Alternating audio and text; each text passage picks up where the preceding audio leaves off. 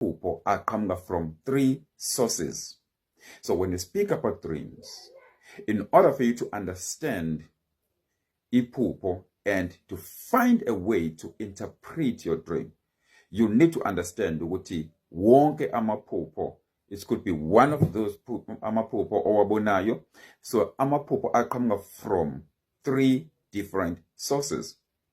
So now the source number one, iphupho lingaqhamuka from God. So kunephupho eliqhamuka from God. So lelo iphupho number one, uma ngabe liqhamuka from God. And then iphupho number two, liqhamuka from the realm of the natural man. The realm of the natural man. Realm of the natural man. And iphupho number three, liqhamuka from the demonic realm.